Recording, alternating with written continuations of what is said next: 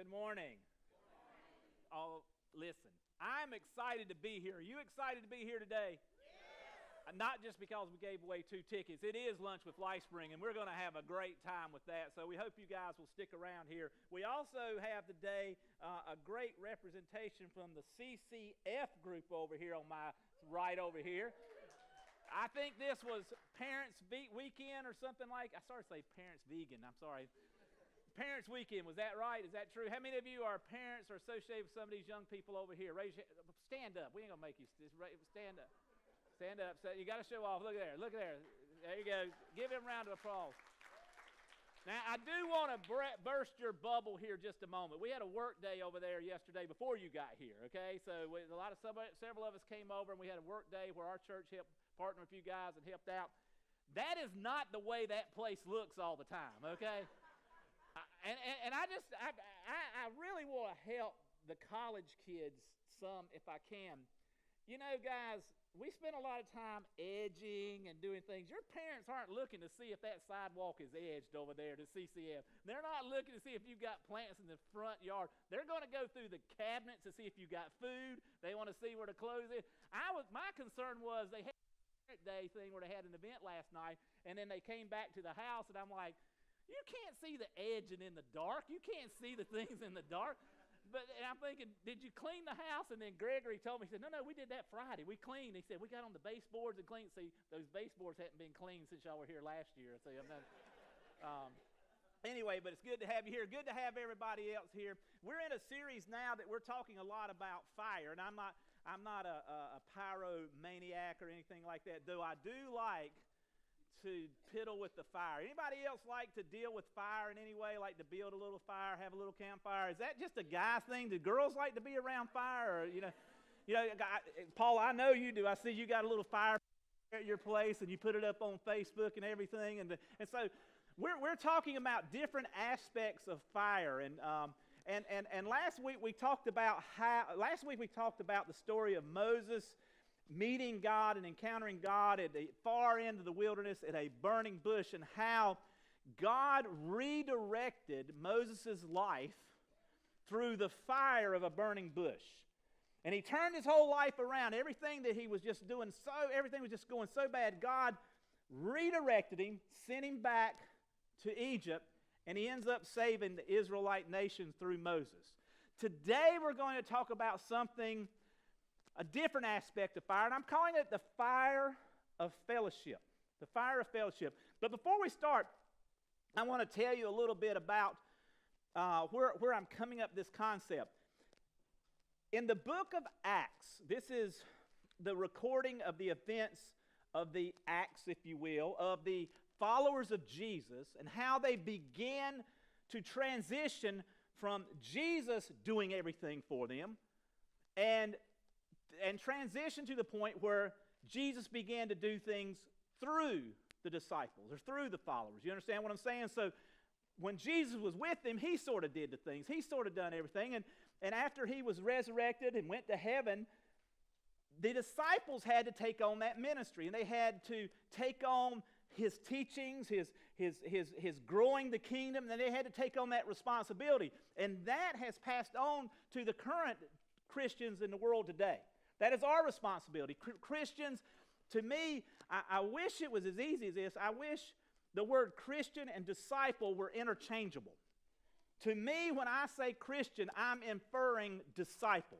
I'm inferring to someone who is committed to Christ. They're devoted to Jesus and his teachings and are willing to live that out and live in that tension in their own life as they try to live it out in this world today that would rather them not live it out that direction. That to me is what a Christian is. Now, for many people in the world, Christian is nothing more than checking it on a box.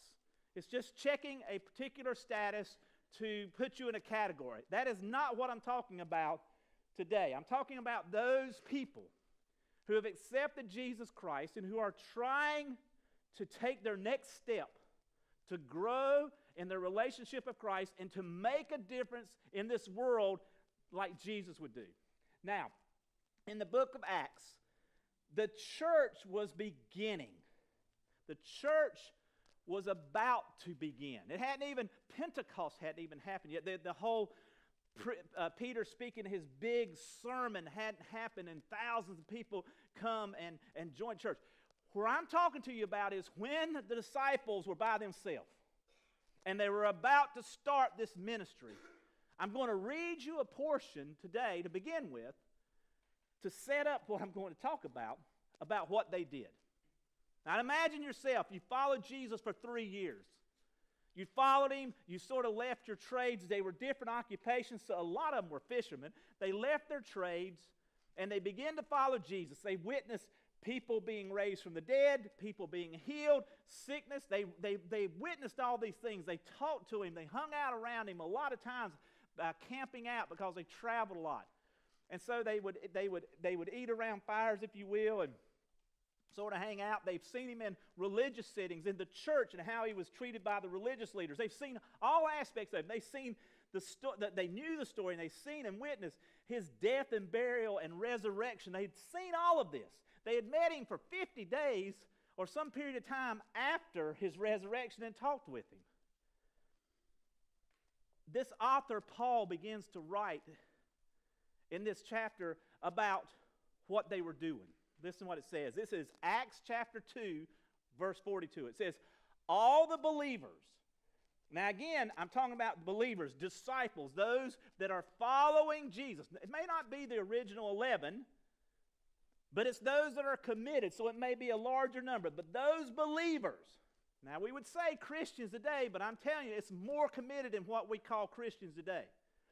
These believers devoted themselves to the apostles' teaching and to fellowship and to the sharing in meals, including the Lord's Supper, and to prayer. So I just want to stop there just a minute. Look at the things that they said they did. Now, first of all, it says the believers devoted themselves. Somebody shout out to me what devotion means to you. What does devoted mean? Committed. In other words, give me some more words that means devoted. Loyal. Come on. I'm coming over here closer. Come on. Show off for your parents, for goodness sakes. I mean, passionate, devoted, passionate. And all in. I love that one. All in. They devoted themselves all in. They gave time. They gave energy. They gave passion. They gave commitment and all this. Are you devoted to your spouse? Are you devoted to your loved one? Are you devoted to your children? Are you devoted to your job? All right, what are you devoted to? These guys were devoted to this. And it says they devoted themselves to these things. Now look at the things. They're on the screen. I'm not making this stuff up. They devoted themselves up to what was the number one thing, the first thing listed. The apostles' teaching. That would be the original 11. Now keep in mind that must mean there was a few others. You got the original 11 who are teaching, and you got these others that are learning from them, that are hanging out from them. These apostles were with Jesus. First-hand experience. So they devoted themselves to their teachings. The second thing they devoted themselves to was what? Fellowship. That's an interesting word, fellowship. Now I'm going to come back to it in a minute. We'll talk about that in a minute. The third thing they devoted themselves to was what? Sharing meals. Did it say eating meals? What does it say? Is there a difference in sharing a meal and eating a meal? What's the difference? One is all about me because I'm eating. One about sharing, it's about all of us. Sharing the meals, including the Lord's Supper, remembering what he did for us on that night, what we call communion. So they shared in that. And to what? Prayer. 4 things. How many of those look churchy to you? Devoting yourself to the apostles' teaching is definitely a churchy thing, and devoting yourself to prayer, but eating meals? Having fellowship? In the beginning of the church, in the beginning of transitioning from Jesus-led to God-led through the apostles to everyone else that's a believers, 4 things, and 2 of them, fellowship and sharing meals together. Would you ever believe that? Would you ever believe that's how the thing? This is what they're doing to grow the kingdom of God. It didn't say, did you see worship in there? Did you see a church service in there? Did you see that? Did you see Bible memorization in there? Did you see any scripture memorization? Anything? Did you see any of that in there? Now, I'm not saying those things aren't important, but these 4 things they said are critical. So critical, they devoted themselves to it. They devoted themselves to the apostles' teaching, which was basically Jesus' teaching. They devoted themselves to fellowship. They devoted themselves to sharing in the meals together. Each one having a part. Not just one serving the other, we all serve each other. We all work on the house together. We all share in the duties and responsibilities of taking care of our ministries and to prayer. So today I want to focus on this one. What is fellowship? What is fellowship? Fellowship, by definition, is a friendly association, especially with people who share our interests. We share the same interest. Now, this means that you could share the same interest of cars. You could be in a fellowship of people who love old cars or like antique cars. Or you could be in the fellowship of people who like certain type of baseball or certain type of things or whatever. You could be. It's got a common interest. What do believers have in common when they fellowship? What draws believers together? Is it the teachings of Jesus Christ? That would draw us together. Is it the call to make a change in the world, to bring light into a dark world? I think that's part of it. Fellowship comes from a Greek word. The word that's in Greek is koinonia, or koinonia. I don't know how to say that. That's how you spell it. Koinonia. Does that sound right? Koinonia. Say that with me. Koinonia. It's official. It's koinonia. The root of that fellowship means to share something in common. Fellowship is about sharing something in common. It could be your experiences, your beliefs, your hopes, your purposes, your goals. It's something that you have in common. Fellowship, by its nature, is about sharing. It's not about one leading and the others receiving. That's teaching. Fellowship is about a common group, a common thing where it's a partnership where we both gain. You gain, I gain, they gain, we all gain. We all gain from it. That's what sharing and fellowship is. Everyone benefits from this type of fellowship. Now, the story I want to tell you about today is about Jesus spending some time after his resurrection with the disciples around the fire. But I got to tell you the story to get you up to that point, okay? Is everybody good with it? Is the temperature okay for everybody here? We don't have anything on because it was cold outside. Is it warm? All right, then you're the trustee. Get up here and take care of it. Just flick that switch over there or something, whatever. It's good to be I was going to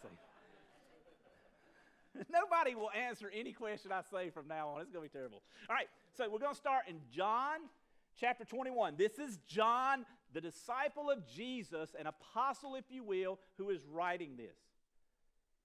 Afterwards, Jesus appeared to the disciples by the Sea of Galilee. Now, I'm going to stop and talk to you like I do in my Bible study. So everybody ever been in a Bible study with me? Hold up your hand. Well, I interrupt you like 25 times when something comes to me and reading it. It's just like what it is. They're going to the Sea of Galilee. Let me explain this to you. Listen. Now, I want you to listen for things that you know. I want you to listen for things that you don't know, and I want you to listen for things that you might have forgot. Listen to this. It says, it happened this way. Simon Peter, Thomas, also, matter of fact, let's count how many they are. Hold up your fingers and count them as I go, okay? It happened this way. Simon Peter, Thomas, who's also known as Didymus, so you can't put up 3 yet, that's still 2. He's just got a different name. Simon, Thomas, also known as Didymus. By the way, Simon had a brother. You know what his brother's name was? Andrew. You know where they were from? Galilee. Guess where they are? Galilee. It's about 2 hours away from, 2 hours by bus. I don't know how far it is by walking, 2 hours away from where Jesus was resurrected from. Okay? They've gone back home to Galilee, but I'm going to get to that. So there's Simon, and what's that guy's name? Thomas, or Didymus. There's Nathaniel. Where's he from? It's on the board up here. Y'all looking at me. It's up there from the Galilee. The sons of... Oh, wait a minute. What are you doing? I'm like, why are y'all looking at me? I'm like, it's supposed to be on the board. I've got it right here. I don't understand the confusion. It's in your bulletin, by the way, too. The computer's been having issues. So anyway, all right, so You just have to trust me, so you got to count them. All right, so Simon Peter, Thomas, Nathanael from Cana of Galilee, the sons of Zebedee. By the way, that's James and John. 5, that's it, that's 5. Guess what their job was? They were fishermen. Okay, so the sons of Zebedee and 2 other disciples. How many there? 7. At this point, how many disciples are there? 11. 7 of the 11 are there. Now, I don't know, you can put your hands down. I don't know where the other ones are, but they ain't there. Do you understand? John calls out the ones that are there, and I'm really feeling bad because if I'm sitting there, I want credit. You know what I'm saying? You ever see somebody want credit for something? It's like, I was part of that project. Don't put me down as 2 other disciples are there. Call my name out. I'm like, who was it? Was it Andrew? Who was it? I want to know, but John thinks that's not a big deal. You know how John is. He just writes from his perspective. So the other 2, I'm going to fish. Simon Peter told them, and they said, well, we'll go with you. We ain't got anything else to do. Jesus is risen. We don't know where he's at. He comes around and pops up all of a sudden. So they went out and they got into the boat. How many boats they get into? 2. Well, how do you say 2? It says he got into the boat. 1. Come on, Preston, hang with me, brother. Come on now. So they went out and got into the boat, but that night, when did they go fishing? At night. How much did they catch? Hold up, how many they caught? 0. Nothing. So I'm sitting there thinking to myself, what are you talking about, Peter? I thought you were a professional commercial fisherman. You and your brother Andrew had your own business up here at the Sea of Galilee. James and John, you guys are commercial fishermen. You're the son of Zebedee, for goodness sake. Why aren't you catching anything? Nothing. Goes on early in the morning. So when did they go fishing? No, they went fishing at night. Come on now. I'm trying to confuse you. You got to pay attention. You got to think fast because I'm talking fast. I've had some tea and I'm just pumped up here. Okay. Early in the morning, Jesus stood on the shore. So they went fishing at night. They caught nothing. Now it's early in the morning. How do you know it's early in the morning? Sun comes up because they don't have watches. There you go. The sun comes up. And they see Jesus on the shore, but his disciples did not realize that it was Jesus.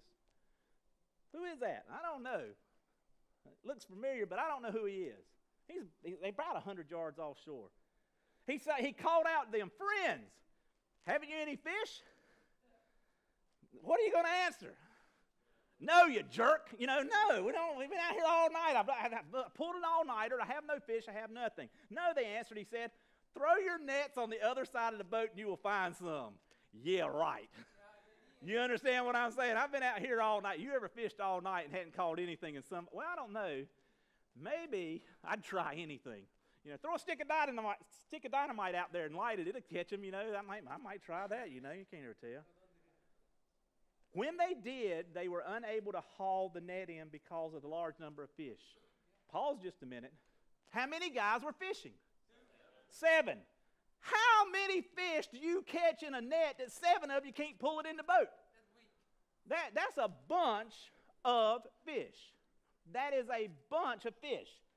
And it goes on and says, then the disciples whom Jesus loved said to Peter, it's the Lord. Now I'm thinking about that. How did John all of a sudden know this? Because Matthew, or Mark, I can't remember which, Matthew records in another part of the scriptures that they had this same type of encounter with Jesus before. They got through fishing all night. They couldn't catch anything, and Jesus got in. He preached a little bit to the people, and he says, put on out here a little bit of ways, and they couldn't catch anything. He said, just drop your net on the side of the boat. Okay, and they pulled in so many fish, it tore their nets. So many fish, it tore their nets. So John's going, this seems familiar, and that guy's got the I think that's Jesus. And he tells Peter this. He tells Peter it's the Lord. And as soon as Peter heard them say this, it is the Lord, he wrapped his outer garment around him, for he had taken it off. So he took off his outer garment to do work, laid it on the side, picks it up, and ties it around his waist. Now I'm jumping, and then he jumps in the water. Isn't that what it says? Then the disciple, he wrapped his outer garment around him, he'd taken it off, and jumped in the water. I don't put on clothes to jump in the water. Do you? Is anybody else like, oh, I think I'm going to jump in the water and swim? I'm not putting anything. I want to be smooth and aerodynamic when I jump in the water. I don't want anything to cause me to want to sink to the bottom. You understand? Peter's thinking, I'm not coming back to this boat. I'm getting everything I need right now. He's not coming back to the boat. He wraps it on, jumps in the water, and he goes. He says they were about 100 yards from shore. That's a long swim for me. I'm not that good of a swimmer. I don't know. I'm like, row in a little bit further, then I'll jump in the water. Peter, he's jumping in there. When they landed, they saw, what happened? When they landed, no. He jumps in the water, and the other disciples followed in the boat and towing the net full of fish, for they were not far from shore, about 100 yards. Peter leaves the catch. Did you understand that? Peter leaves the catch, jumps in the boat. Forget you guys, that's Jesus, I'm out of here. And he's headed on.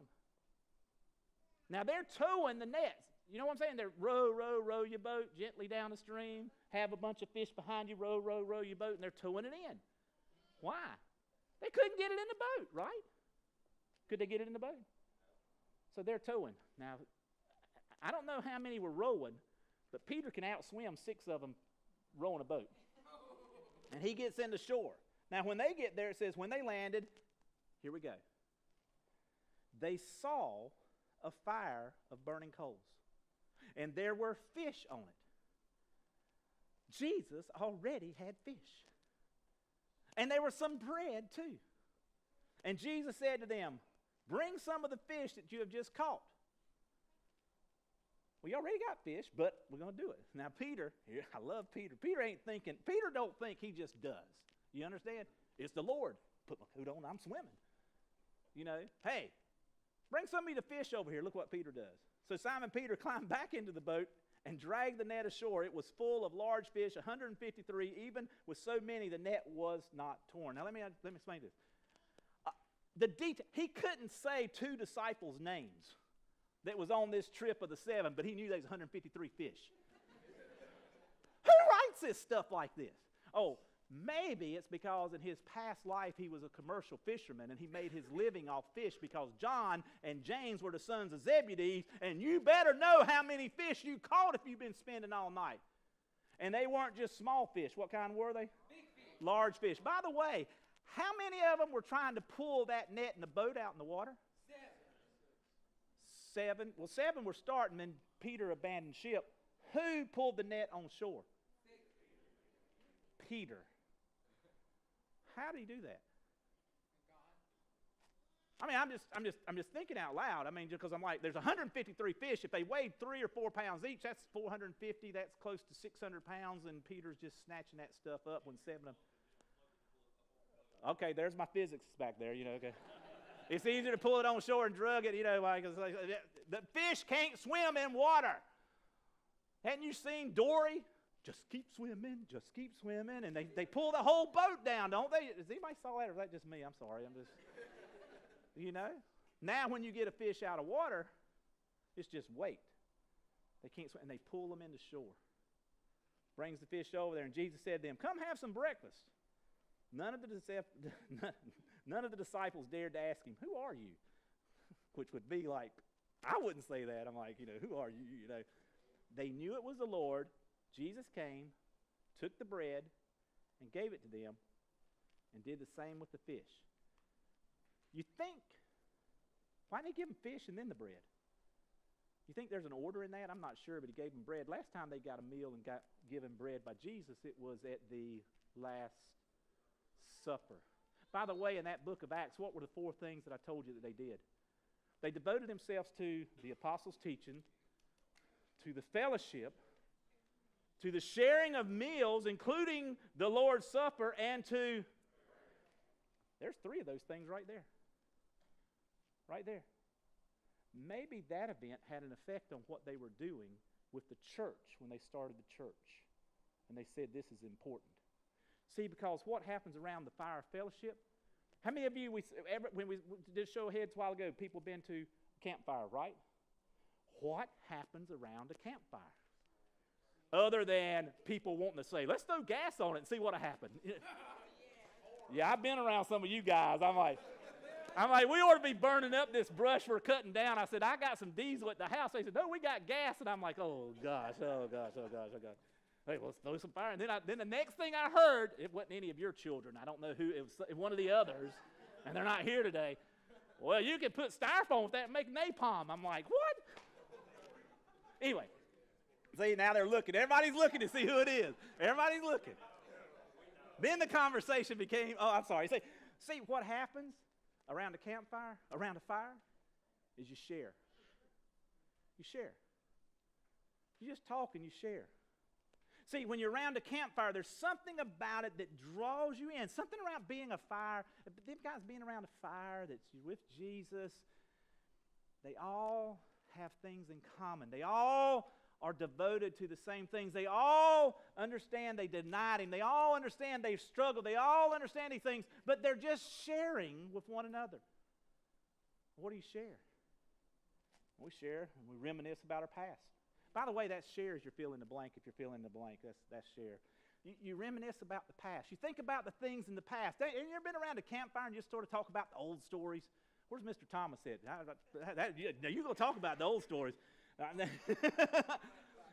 Yeah, you get around the campfire, Mr. Thomas, you're going to hear a whole lot of stories down there. But yeah. So you hear about the old stuff. You reminisce about the past. But you also talk about the future. You dream. You sort of think about what could be. See, that's what happens in fellowship. That's what happens when we all have things in common. We all are devoted to sharing with each other.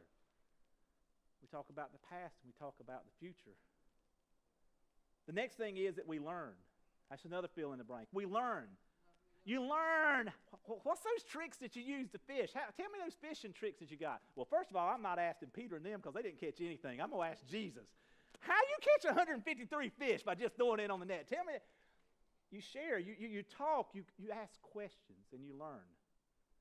There's some people here that in a fellowship that we're in, I've started gardening.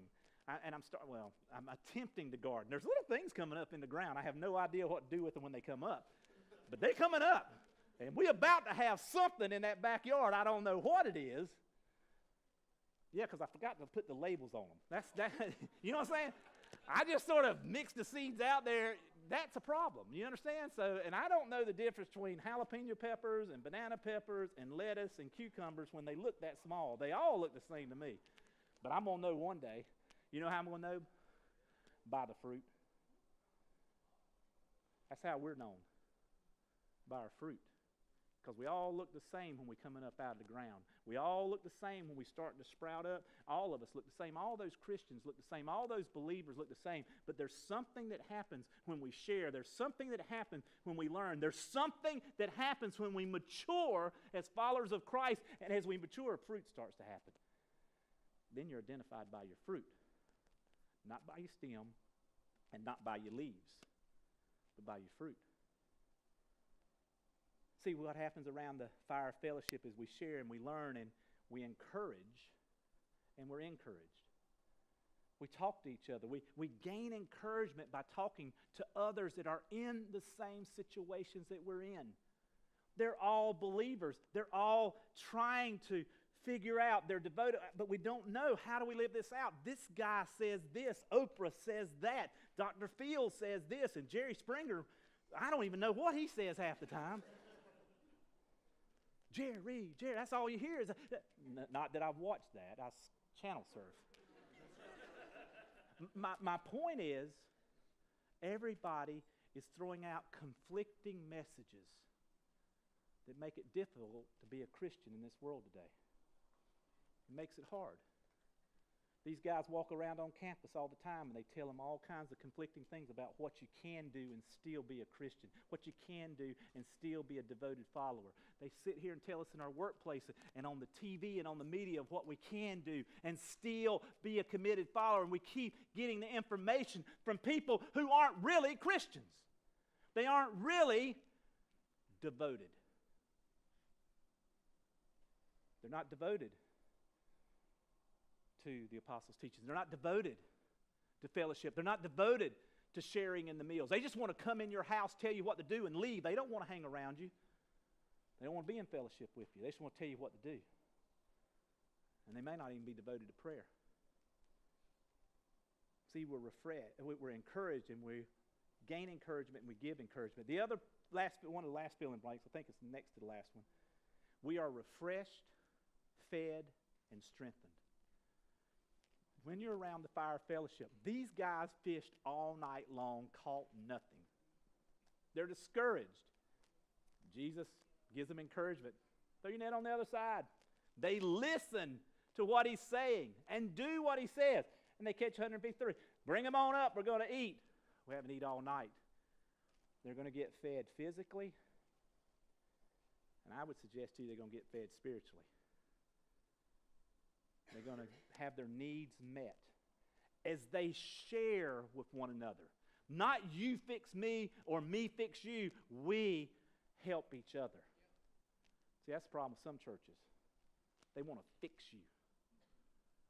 And you think you got to fix them, that everything's broken. That's not what it's about. Fellowship is about sharing with one another, taking what we have together and growing. It's not the best, it's not the worst, but it is what we have, and this is what we're going to do. And we're going to give it to Jesus and let him cook it on his fire. And we're going to enjoy time with him. Refreshed, fed, and strengthened. John, earlier in the book of John, records a prayer that Jesus prayed one time. And when he recorded this prayer, I'm just going to read it to you, but he sort of overheard it. He sort of hears him praying. And in the end of his life, John decides, I need to write this down. People need to know this.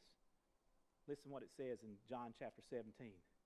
This is Jesus praying. He says, I have given them the glory that you gave me. So if he's praying, who's he talking to? Who's Jesus talking to? God. So Jesus is praying and he's talking to God, and they're hearing this.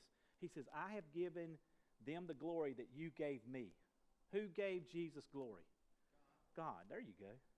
So that they may be one as we are one. Why did he do it? So we could be one. He said, I have given them the glory that you gave me, so that we may be one so they may be one as we are one. I am in them and you are in me. Ergo, if I'm in them and you're in me, ergo, you are in them. God in you. Because Christ is there. He said, may they experience such perfect, what's that word up there? Unity. Oneness. May they experience such perfect unity that the world will know that you sent me and that you love them as much as you love me. That's fruit. That's why he's doing that. That's why fellowship is important. Because in fellowship, we learn to become one. We learn to share. We learn to hurt. We learn to cry. We learn to feel. We learn to experience life together. We learn to ask questions. We learn to encourage and be encouraged. We learn to be strengthened and fed, refreshed. We learn all of these things to be one. See, we become one. Unity. Now, John, toward the end of his life, is on an island. And he's trying to summarize all the things of his life. He's at a stage of his life, and he's older, really, really old. So old, all the other disciples have died. He was the last living disciple. And he's writing down these things, and he's sending a letter to encourage some people. And it's the first letter he sent, therefore it's called 1 John. And he's writing this letter, and he's trying to get this information out because he knows he doesn't have that much time. And he knows that Peter was crucified upside down because he didn't want to be crucified like Christ. And he knows that one was boiled in oil and one had his head cut off. And he knows all the trouble, and the Romans are persecuting. They're eating. The lions are eating the Christians in the Roman Colosseum. And John has known all this and knows all this. And he's trying to encourage the people that are going through difficult times, that are trying to be a believer in the world that is struggling because the world doesn't want them. And John writes this in 1 John chapter 1, verse 3. We proclaim to you what we ourselves have actually seen and heard. Now, in other words, he's like, I'm telling you what I've witnessed with my own eyes and I've heard with my own ears. I'm not telling you something that somebody else has told me, I've read about or heard about. This is what these old man eyes have seen. This is what this old man ears have heard. I'm telling you this, what I've actually seen and heard, so that you may have fellowship with us. And our fellowship is with the Father and with His Son, Jesus Christ.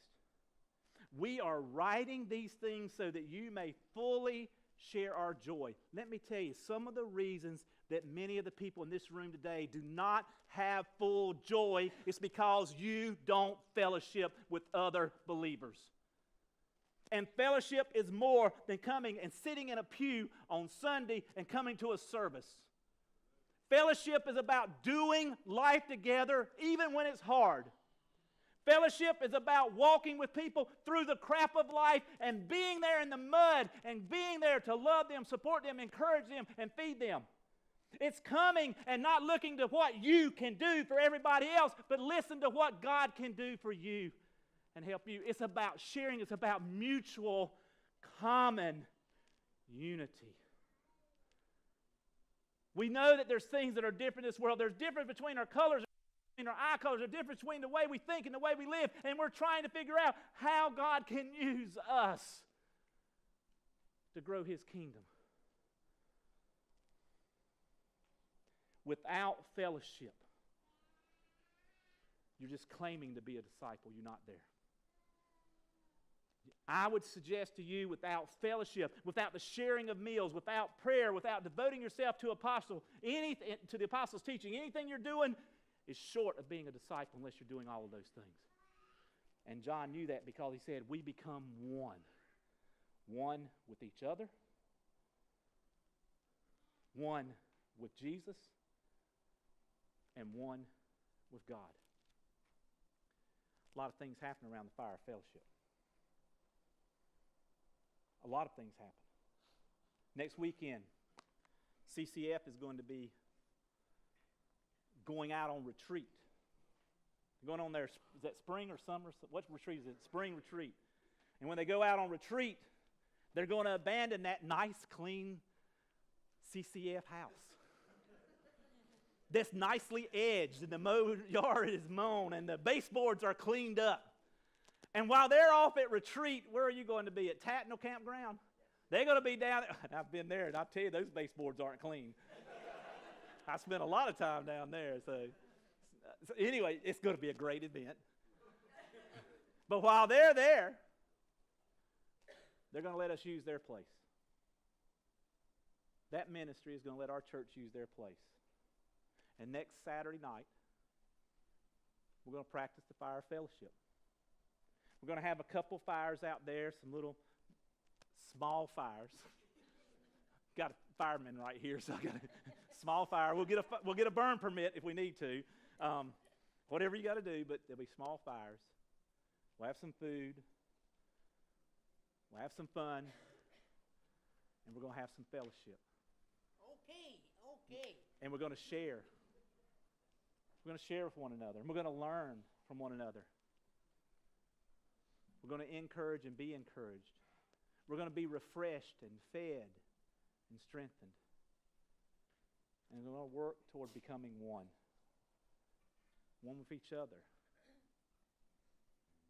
One with Jesus and one with God. See, we need fellowship. It changes everything. So this morning, what I wanted you to do is just spend a few moments during this last song as we sing, and then they'll tell you what to do.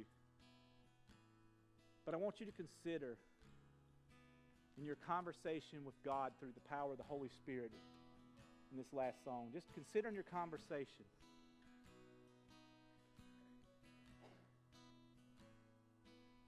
what am I missing, Lord? What do I need to do to be able to fellowship with others again? What do I need to do to fellowship with believers again? Because it could change everything. It could change me. It could change my family. It could change my job. It could change my friendships. could change everything if I just find that group of people to fellowship with. So maybe you'll allow the Holy Spirit to speak to you during this last song. But be open, because I guarantee you the Spirit's speaking.